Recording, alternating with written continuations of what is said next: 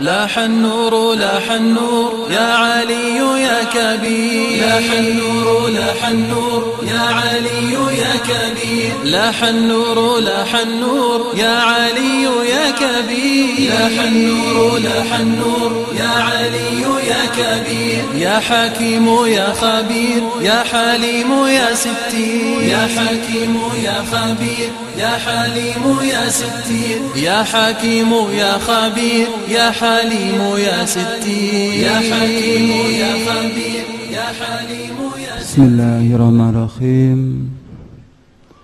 السلام عليكم ورحمة الله وبركاته.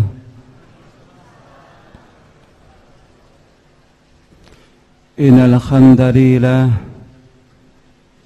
nahmaduhu wa nasta'inuhu wa nastaghfiruh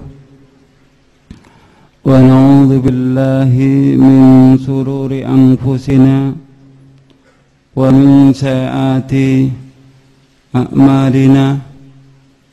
May yahdihillahu fala mudilla lahu wa may yudlil fala hadiya lahu. Asyhadu an la ilaha illallah wahdahu la syarika lah wa asyhadu anna Muhammadan abduhu wa rasuluh.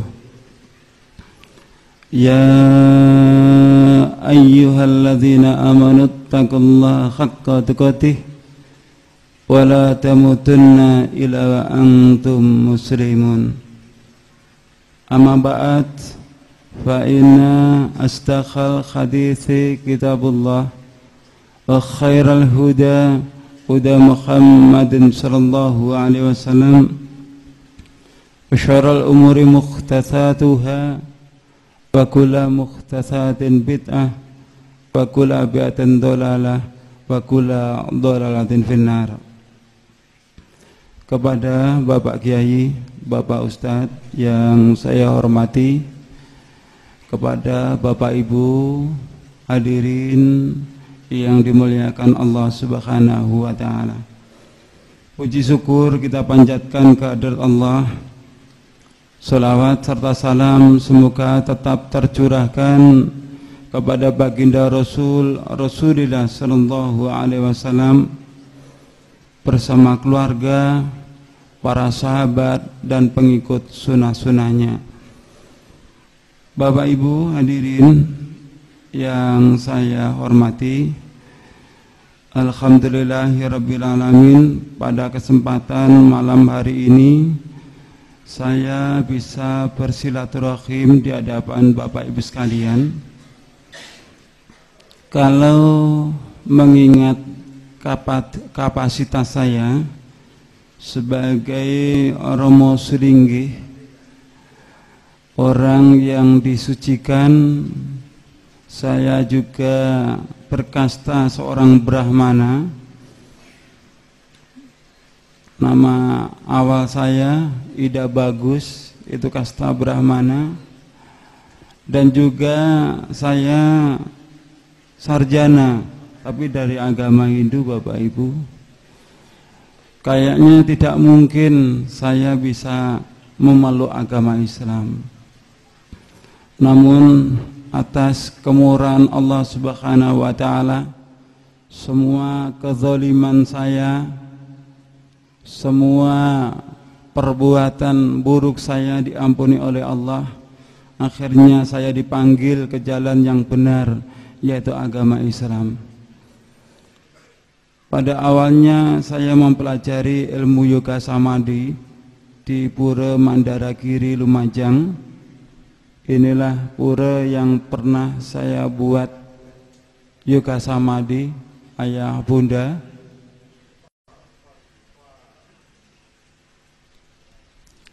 Saya mempelajari ilmu yoga samadhi bersama rekan-rekan yang lain. Setelah ilmu yoga samadhi kami kuasai, kami amalkan di tempat-tempat tugas kami. Alhasil banyak saudara seagama saya maupun saudara-saudara dari umat Islam yang juga mengikuti ilmu yoga samadhi itu.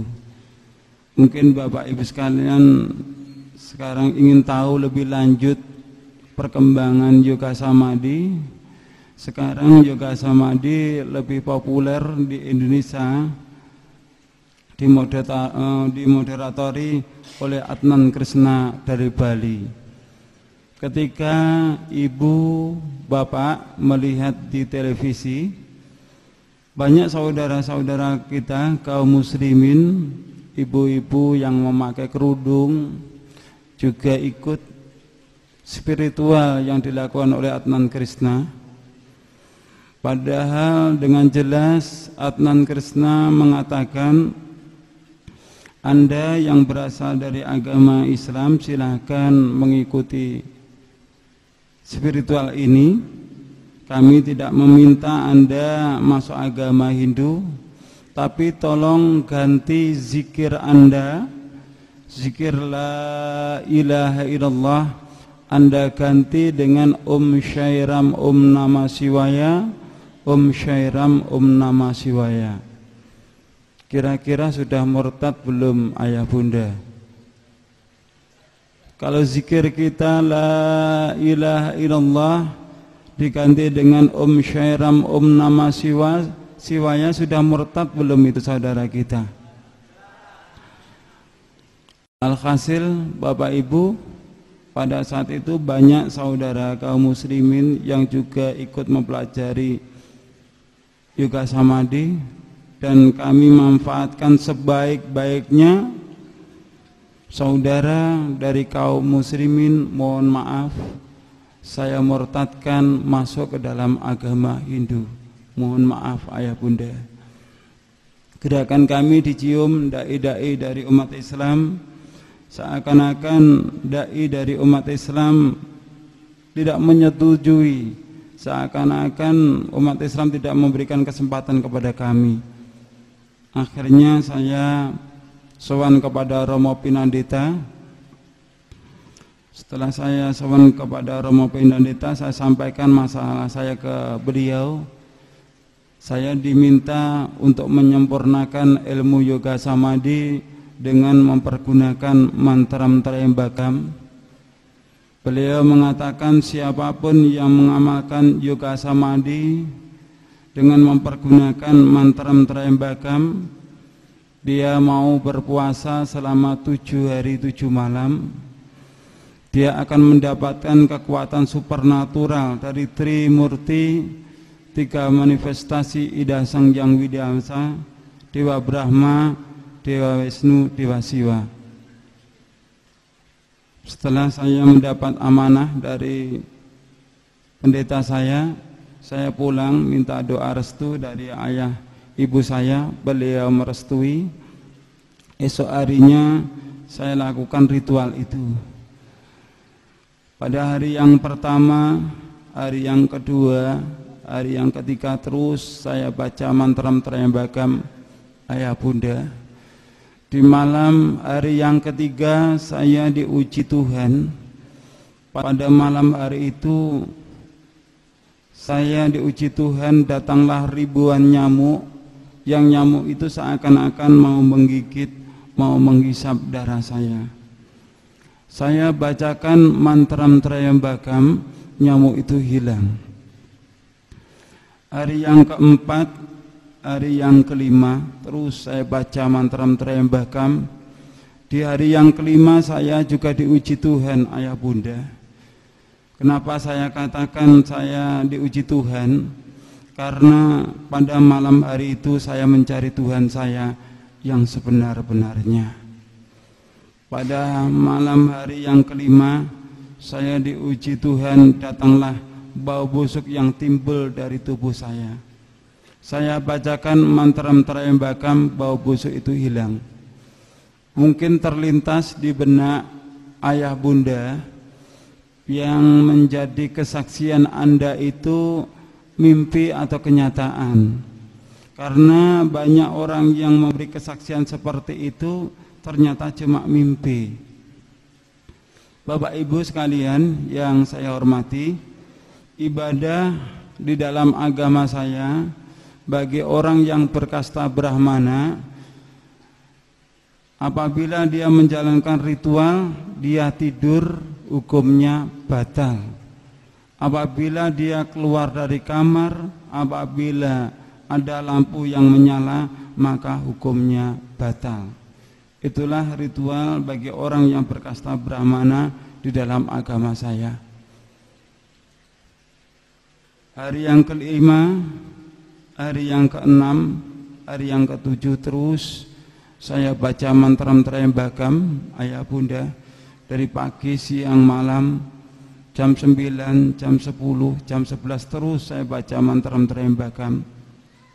Saat menginjak jam 11 itu saya merasakan berdebar-debar di dalam hati saya. Saya membayangkan bagaimana wujud Tuhan saya. Saya membayangkan bagaimana saya bisa sungkem kepada dewa-dewa saya.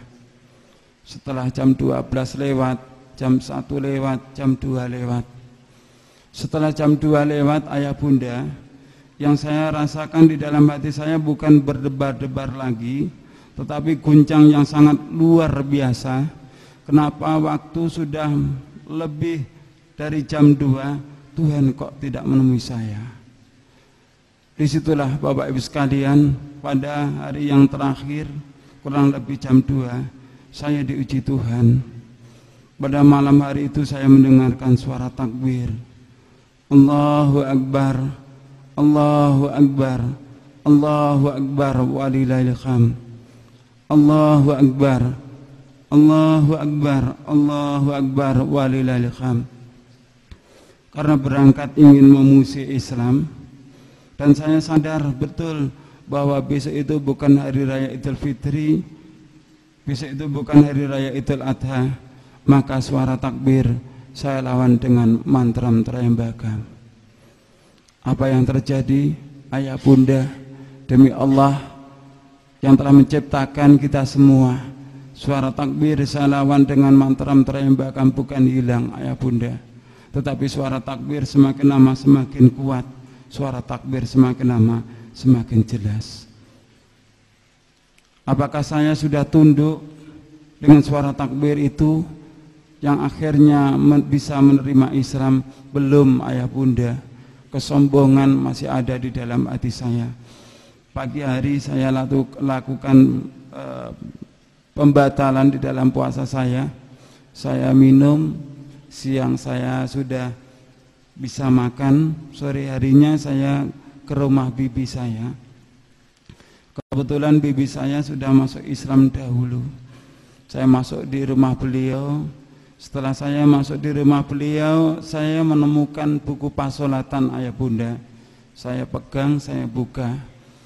Di lembar pertama itu saya menemukan tulisan kabirau walhamdulillah katsira wa subhanallahi bukrata wa asila. Saya tidak membaca tulisan Arabnya, tapi saya membaca artinya, bahwa artinya maha besar Allah, maha suci Allah sepanjang pagi dan petang. Saya baca artinya gemetar di dalam hati saya sampai keluar keringat dingin saya. Barulah ayah bunda, saya bisa merasakan apakah suara takbir tadi malam itu pertanda saya harus masuk agama Islam. Niat kuat ingin memeluk agama Islam tertanam di dalam hati saya. Islam saya rasakan sangat damai, sangat bahagia, ayah bunda. Saya pulang, tapi saya berpamitan pulang, tapi tidak pulang ke rumah. Saya ke rumah salah seorang ustadz, yang akhirnya disitulah saya disahadatkan asyhadu alla ilaha illallah wa asyhadu anna Muhammadar Rasulullah.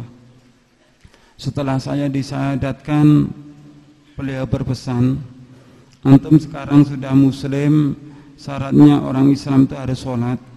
Ini ada buku pasolatan, kamu bawa pulang dan kamu harus mengamalkannya. Saya bawa pulang, malam hari saya hafalkan gerakannya. Pagi hari saya lakukan sholat subuh yang perdana. Namun sholat subuh saya tidak sama dengan Bapak Ibu sekalian. Jadi saya takbiratul ikram, Allahu Akbar, baca bismillahirrahmanirrahim. Saya ruku baca bismillahirrahmanirrahim. Saya at-tahiyat pun baca bismillahirrahmanirrahim. Alhamdulillah, walaupun sholat saya cuma pakai basmalah, sholat saya istiqomah. Waktu terus berlalu, saya sholat sembunyi-sembunyi ayah bunda. Saya sholat di kamar, saya kunci dari dalam, biasanya seperti itu. Namun pada saat itu, kejadiannya pada sholat asar ayah bunda, saya sholat di dalam pintu kamar saya lupa untuk menutupnya.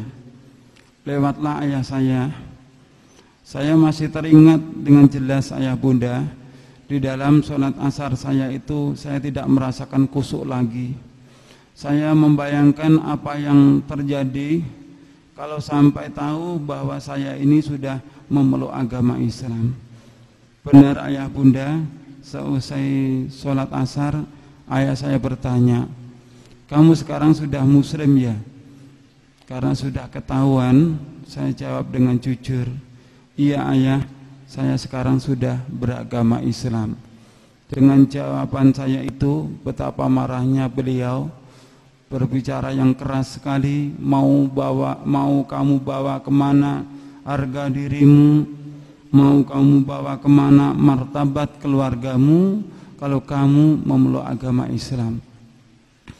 Dengan harapan saya bisa murtad lagi dari agama Islam, ayah sampaikan kepada paman sampaikan kepada pimpinan. Pagi hari saya diberi undangan paksa untuk mempertanggungjawabkan perbuatan saya. Pagi hari saya disidang ayah bunda, di hadapan mereka, dicaci maki, dihujat. Datanglah paman saya dari arah pintu. Tentu saya sebagai keponakan berharap di waktu saya dalam keadaan kritis seperti itu, paman datang untuk menolong saya. Namun apa yang saya harapkan keliru besar Bapak Ibu. Paman datang bukan menolong saya, justru paman datang ingin melampiaskan marahnya kepada saya, karena saya tetap memilih Islam sebagai agama saya. Beliau datang langsung meludahi wajah saya. Perasaan malu ayah bunda, sudah dicaci maki, masih diludahi wajah saya oleh paman. Sehabis saya disidang, saya pulang. Sampai di rumah dimarahi ayah ibu, 5 saudara saya. Kebetulan ayah saya sebagai pemangku di dalam agama Hindu, 5 saudara saya pun juga semuanya beragama Hindu. Saya dimarahi mereka. Saya selalu menghindar dari keluarga saya. Namun disitulah peranan paman saya yang paling besar, karena memang harapan paman saya sebagai generasi penerus agama nenek moyang itu adalah saya. Beliau mengancam saya, kalau kamu tetap mempermalukan keluargamu, kalau kamu tetap beragama Islam, maka kamu nanti akan kubunuh. Saya merasakan ucapan paman saya itu hanya gertakan ayah bunda. Saya pun juga tidak ada buruk sangka kepada paman saya. Namun ternyata ucapan paman saya itu benar-benar dibuktikan. Jadi kejadiannya pada saat itu saya di rumah sendirian, karena tidak ada buruk sangka kepada paman saya, tidak ada kecurigaan kepada paman saya.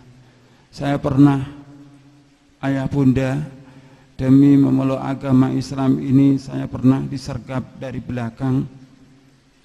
Saya sudah pernah, ayah bunda, demi memeluk agama Islam ini tangan saya diikat. Saya sudah pernah, ayah bunda, demi memeluk agama Islam ini leher saya mau digorok. Saat pisau sudah menempel di leher saya, ayah bunda, saya dalam keadaan benar-benar kritis. Tidak ada harapan lagi untuk hidup. Tidak ada sesuatu yang bisa saya lakukan kecuali bermunajat kepada Allah Subhanahu wa taala. Saya memohon kepada Allah, ya Allah, sekiranya Islam ini adalah jalan yang benar yang Kau tunjukkan kepadaku, Berilah kesempatan kepadaku untuk menebus dosa-dosaku ini ya Allah. Berilah kesempatan kepadaku ya Allah untuk memperbaiki akhlakku ini ya Allah. Berilah kesempatan kepadaku umur panjang. Hanya itu Bapak Ibu sekalian yang bisa saya lakukan. Dan alhamdulillah ayah saya yang berencana pergi, beliau pulang. Dan tentu sekejam-kejamnya ayah saya tentu tidak akan tega bahwa anaknya dijadikan kelinci percobaan. Melihat kejadian seperti itu, ayah saya langsung bertengkar dengan paman. Setelah ayah saya bertengkar dengan paman saya, barulah paman pulang, saya dibebaskan. Setelah saya dibebaskan, ayah saya bertanya, kenapa kamu memeluk agama Islam? Kenapa kamu tidak kasihan kepada keluarga ini? Gara-gara kamu memeluk agama Islam, keluarga kita jadi pecah seperti ini. Bapak Ibu hadirin yang saya hormati, saya ceritakanlah hasil ritual saya kepada ayah saya. Ayah, di dalam ritual saya kemarin, saya di hari yang ketiga saya diuji Tuhan. Datanglah ribuan nyamuk, saya bacakan mantram Trayambakam hilang. Di hari yang kelima saya diuji Tuhan, datanglah bau busuk yang timbul dari tubuh saya bacakan mantram Trayambakam hilang. Tapi demi Allah ayah, di hari yang ketujuh saya diuji Tuhan, datanglah suara takbir, saya lawan dengan mantram Trayambakam bukan hilang ayah, tetapi suara takbir semakin lama semakin kuat, suara takbir semakin lama semakin jelas. Dengan keterangan itulah ayah bunda, berlinanglah air mata ayah saya. Beliau bertanya kepada saya, bagaimana kamu bisa memeluk agama Islam? Ayah, kalau dulu kita membawa umat Islam masuk ke dalam agama kita syahadatkan Om Swastiastu, Om Awikenamastu, Ekam Eva Adhyam Brahman, mengadakan sajen-sajen, mengadakan selamatan, mengadakan pemohonan tirta, baru dia masuk ke dalam agama Hindu. Tapi kalau ayah ingin memeluk agama Islam, ayah cukup membaca kalimat syahadat. Ayah saya diberi hidayah oleh Allah, ayah bunda, beliau minta untuk disyahadatkan. Akhirnya kami berjabat tangan, saya syahadatkan ayah saya, asyhadu alla ilaha illallah wa asyhadu anna Muhammadar Rasulullah.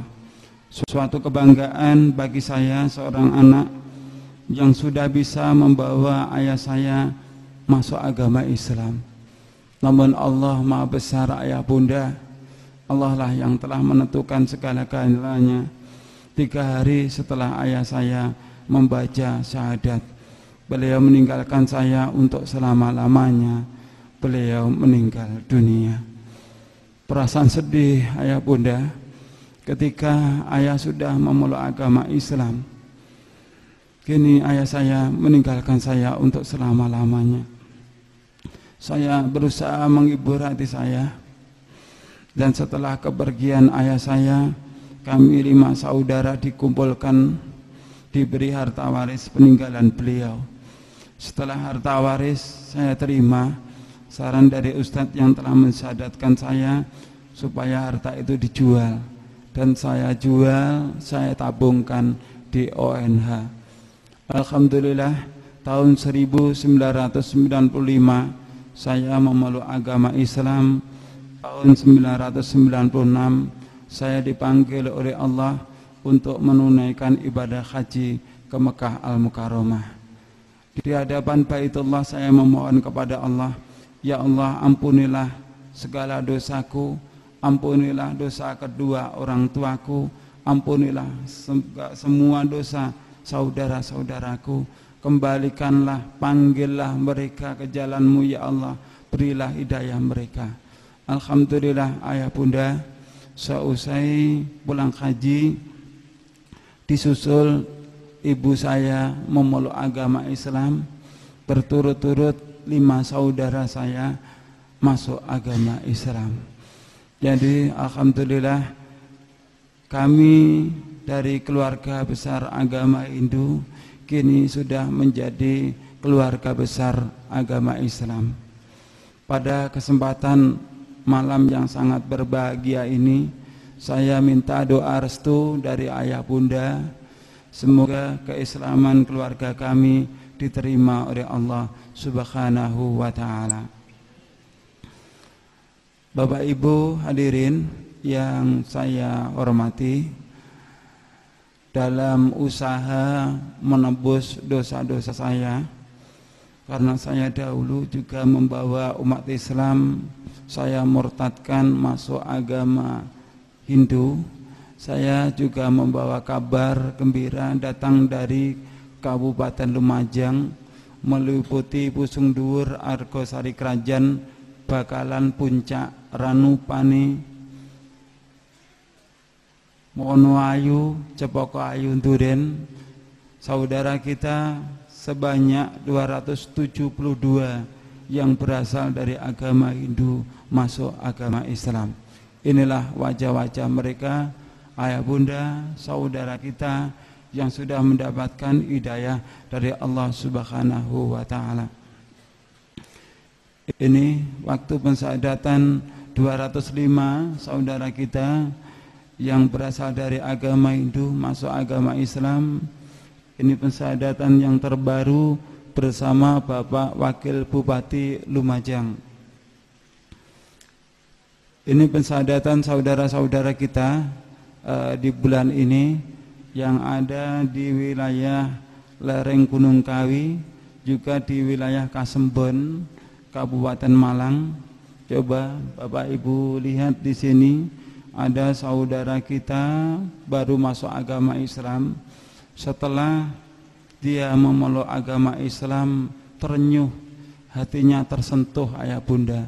Ketika mereka ditanya, bagaimana rasanya setelah Anda bersyahadat, Anda masuk agama Islam? Saya merasakan kebahagiaan yang sangat luar biasa. Ini di bulan ini juga ayah bunda, saudara kita yang berasal dari agama Hindu yang masuk agama Islam, mereka belum punya mukena, belum punya jilbab dan sebagainya. Ini bantuan beberapa bingkisan yang kita peroleh dari kajian Ahad pagi Cerme, Gresik, juga Masjid Kemasan Gresik juga ini bantuan yang di hari ini, di Ahad ini, bantuan dari Ibu Aisyah yang ada di Sidoarjo, Surabaya. Bapak Ibu hadirin yang saya hormati, ketika Anda mendengarkan kesaksian saya, kita bersama-sama bisa menyimpulkan kenapa orang yang beragama Hindu, orang yang beragama Buddha, yang beragama Kristen, dia tidak mau masuk agama Islam. Jawabannya karena mereka sombong. Kalau mereka tidak sombong, mereka mau membandingkan kitab mereka dengan kitab Al-Quran, insya Allah mereka akan terpanggil mendapatkan hidayah dari Allah Subhanahu wa ta'ala. Begitu juga kenapa umat Islam tidak mau tunduk kepada Al-Quran dan sabda Rasulullah sallallahu alaihi wasallam? Jawabannya juga karena sombong. Di dalam hati Anda masih ada penyakit TBC, takhayul, bid'ah dan khurafat, kekuatan-kekuatan yang datang selain dari Allah Subhanahu wa ta'ala. Ketika kita berdakwah kepada orang-orang saudara kita non-muslim, itu semua membutuhkan waktu yang lama, juga tidak mudah Bapak Ibu sekalian, sulit. Itu pengalaman yang saya rasakan. Namun saya merasakan ada yang lebih sulit ayah bunda. Kita mengajak orang Hindu, orang Kristen masuk agama Islam itu sulit. Tapi ada yang lebih sulit, yaitu mengislamkan orang yang sudah beragama Islam. Itu sulit sekali ayah bunda. Apakah umat Islam harus disyahadatkan? Tidak ayah bunda. Apa maksudnya? Maksudnya umat Islam ini diajak kembali ke jalan yang benar, yaitu Al-Quran dan As-Sunnah. Sulitnya sangat luar biasa. Sebelum menginjak ke materi, saya ingin bertanya kepada ayah bunda. Ketika saya berdialog dengan tokoh-tokoh intelektual agama Hindu, mereka selalu mengatakan bahwa agama Hindu dengan agama Islam itu sama. Saya ingin bertanya kepada Bapak Ibu, apakah benar agama Hindu dengan agama Islam itu sama?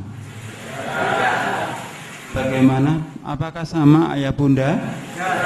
Tidak. Betul? Baik. Kita bersama-sama akan membicarakan tentang kebenaran. Jadi tolong bedakan antara benar dengan mencari pembenaran. Sekali lagi tolong bedakan mencari pembenaran dengan mencari kebenaran.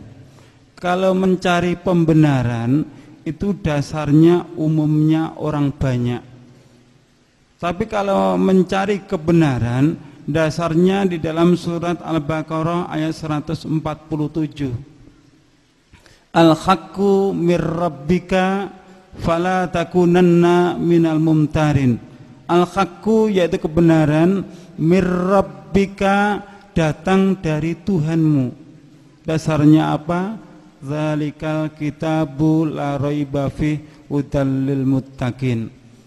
Di dalam Al-Quran itu adalah petunjuk bagi orang-orang yang beriman. Kalau sudah tahu Al-Quran itu sebagai petunjuk bagi orang yang beriman, maka fala takunanna minal mumtarin. Janganlah kamu termasuk orang-orang yang ragu-ragu. Allah juga berfirman pada surat Al-Isra ayat yang ke-36, wala takfu ma laisa laka bihi ilm. Dan janganlah kamu ikuti segala sesuatu yang tidak ada pengetahuannya. Mohon maaf ayah bunda, kalau boleh saya berbicara. Saat ini umat Islam hanya faham batalnya wudu. Jadi batalnya wudu, buang angin, buang air kecil, air besar, faham.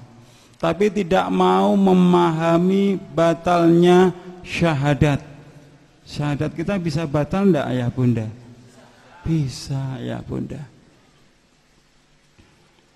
Jadi dalam kesempatan malam hari ini saya tidak akan memberikan nasihat kepada ayah bunda, juga pendengar radio dakwah yang ada di rumah. Saya tidak akan memberikan nasihat. Tapi justru saya datang ke sini malah justru ingin menimba ilmu, saya yang justru ingin bertanya. Saya akan memberikan kesaksian tentang ajaran agama Hindu. Setelah saya nanti memberikan kesaksian agama Hindu, karena kita yang hadir di sini ini semuanya beragama Islam, maka wajib kita tinggalkan. Jenengan setuju enggak? Jenengan setuju enggak ayah bunda? Anda tidak usah ragu dengan kemampuan saya. Saya mempelajari kitab Bhagavad Gita, Yajurveda, Rigveda, Samaveda, Atharvaveda, Samaveda tidak kurang selama 25 tahun. Saya juga sebagai sarjana agama Hindu, mantan sarjana agama Hindu. Jadi kesempatan yang sangat berbahagia ini kita pergunakan sebaik-baiknya. Kalau yang faham Al-Quran, yang faham Al-Hadis adalah Bapak Ibu sekalian. Karena Bapak Ibu sudah lahir sejak kecil beragama Islam. Saya yang duduk di hadapan Bapak Ibu Dengan jujur saya katakan, dengan segala keterbatasan saya ini adalah orang yang bodoh. Bisa dipahami ayah bunda? Allah juga memuji kita dalam firman-Nya, kuntum khaira ummatin ukhrijat linnas ta'muruna bil ma'ruf wa tanhauna 'anil munkar. Kamu adalah umat yang terbaik yang dilahirkan untuk manusia. Namun ada konsekuensinya ayah bunda. Surat Al-Imran ini ada persyaratannya. Apa persyaratannya? Ta'muruna bil ma'ruf wa tanhauna 'anil munkar. Kamu berani menyampaikan yang ma'ruf adalah ma'ruf, yang mungkar adalah mungkar, yang hak adalah yang hak, yang batil adalah batil. Ketika kita sudah berani untuk menyampaikan yang benar adalah benar, yang batil adalah batil, kita adalah dipuji oleh Allah sebagai hamba yang baik.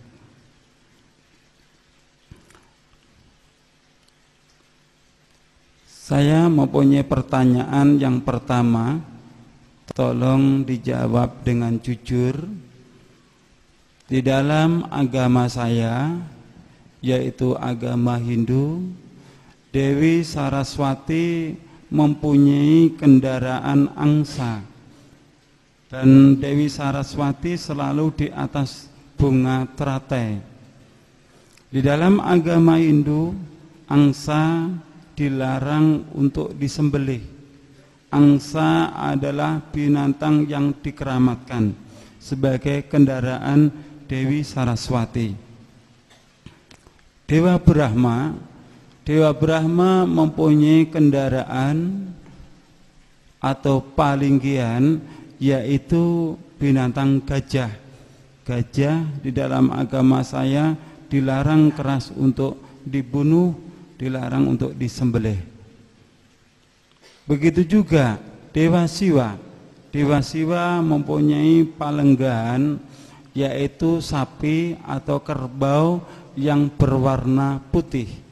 Bisa Anda lihat di dalam perpustakaan nasional yang ada di Bali, bahwa Resi Markadenya, ini bukan rumah sakit Islam ayah bunda ya, jadi bahasanya kita pakai ejakan Sanskrit asli, jadi bacanya Resi Markadenya dengan beberapa sapi juga kerbau yang berwarna putih.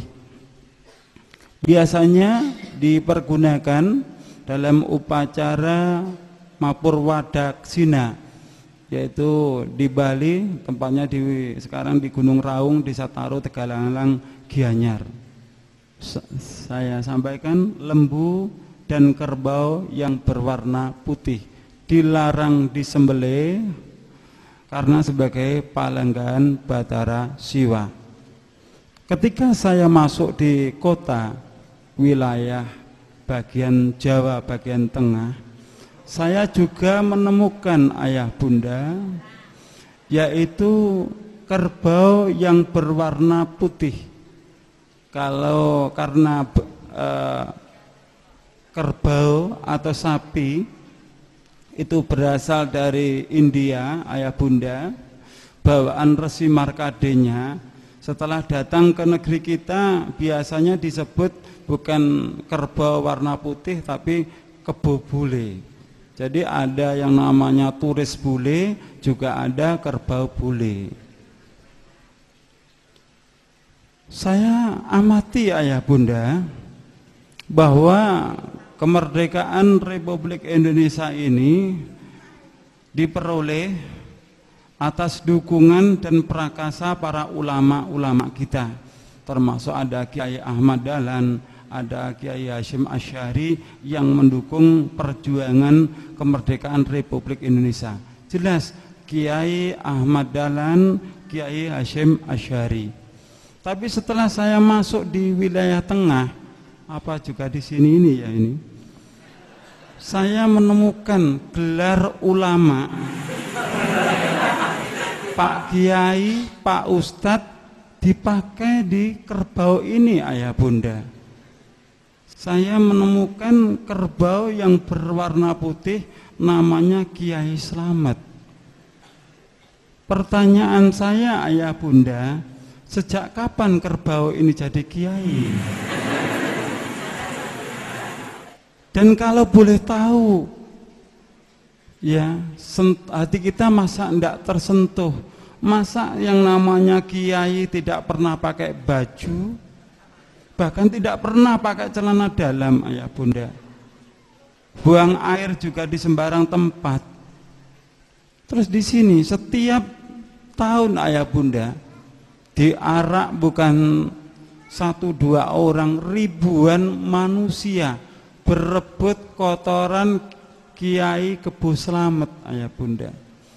Katanya kerbau ini bisa mendatangkan berkah, kotorannya pun juga bisa sebagai obat sebuah penyakit. Beberapa waktu yang lalu saya investigasi di kandangnya Kebo Slamet ini. Saya tidak mau manggil kiai karena dia hanya binatang, ayah bunda. Ternyata sampai di sana, yang mana di setiap tahunnya kotorannya ini direbutkan, di kandangnya itu kotorannya banyak sekali, ayah bunda. Jadi setelah saya di Jawa Timur atau di luar Jawa, saya sarankan kepada saudara-saudara kita, kalau Anda datang, apa benar di Solo itu? Kebo Slamet apa benar di Solo, ayah bunda? Saya sarankan kepada mereka, jangan datang di acara ritual itu, datang aja di luar bulan itu.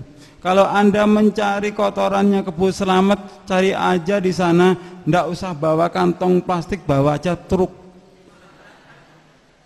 Ndak usah berebutan, ayah bunda.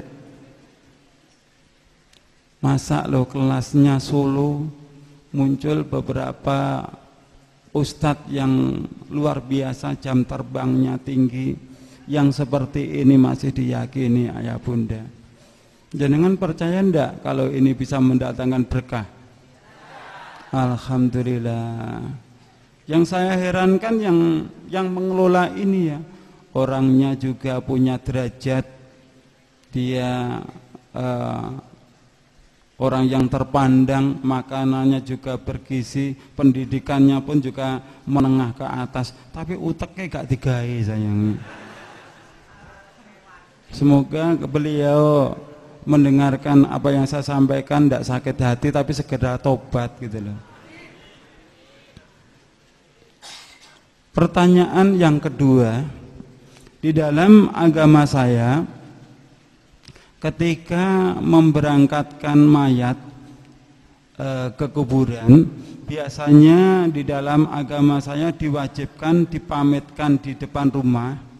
Setelah dipamitkan di depan rumah, biasanya ada tradisi berobosan. Jadi berobos dari arah kanan ke kiri, dari kiri ke arah kanan.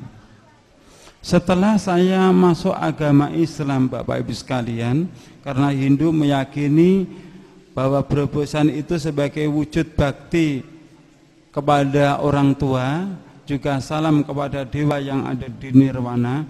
Di kalangan masyarakat Islam juga ada tradisi berobosan. Di Solo sini apakah juga ada yang namanya berobosan? Ada.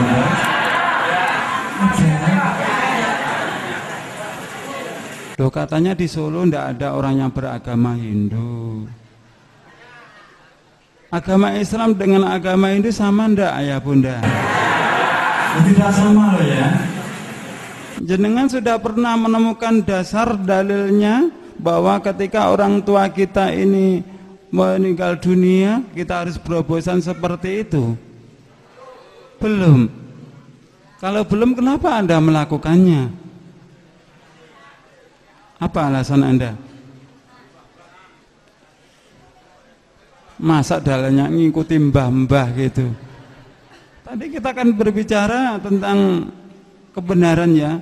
Kebenaran itu datang dari Allah, dasarnya adalah Al-Quran dan As-Sunnah. Setelah diberangkatkan, biasanya di dalam agama saya selalu mayat itu ditandu, di atas kepalanya itu diberi payung, ayah bunda. Coba Anda perhatikan, mohon maaf, yang Anda lihat ini kira-kira agamanya Islam atau Hindu? Islam atau Hindu, ayah bunda? Kalau ini beragama Hindu, terbukti kan di situ ada payung di atas kepala mayat. Setelah saya masuk agama Islam, ayah bunda, saya juga melihat bahwa umat Islam ini dalam prosesi pemberangkatan mayat ke kuburan juga dikasih payung. Di Solo sini apakah juga dikasih payung, ayah bunda? Loh, kok iya toh?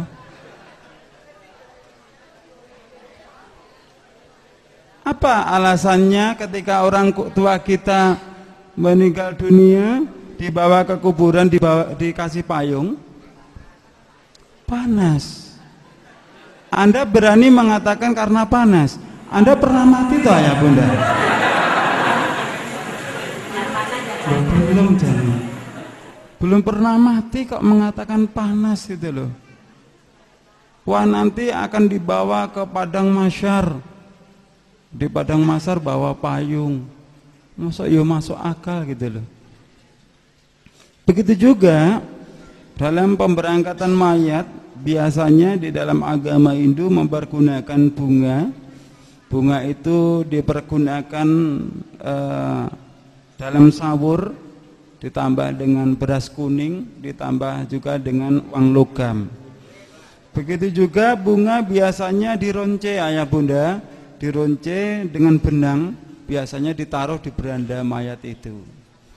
Di Solo sini apakah juga ada? Loh, semuanya kok ada toh, Ustaz? Di Solo sini juga ada ketika mayat diberangkatkan dikasih bunga di atas beranda mayat itu. Banyak. Diki sing Islam sama sing Hindu sing endi sih? Anda sudah tahu dasarnya ketika orang tua kita, saudara kita meninggal dibawa ke kuburan itu dikasih benang yang dironce itu. Sudah tahu dasarnya? Ujane ya urung ero kabeh lho. Loh, Anda itu tak tanya, harapan saya menemukan dasarnya, ternyata jenengan belum tahu dasarnya juga. Hindu meyakini, ayah bunda, bahwa bunga putih adalah bunga yang mempunyai kekuatan Dewa Brahma.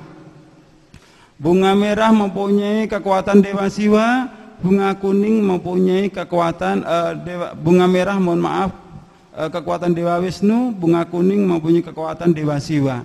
Jadi bagi orang yang beragama Hindu, karena bunga itu mempunyai kekuatan para dewa sebagai pendorong doa yang dipanjatkan mereka, baik Muspa maupun Trisandia, itu melalui bunga. Jadi bunga sebagai pengharum juga pendorong doa. Masyarakat kita menjelang bulan suci Ramadan juga seperti itu, ayah bunda. Berbondong-bondong ke kuburan juga bawa bunga. Wonten Solo nggih ngaten nah. Lho sampean kok terak-terak agama aku sih? Tapi agama saya yang dulu gitu loh.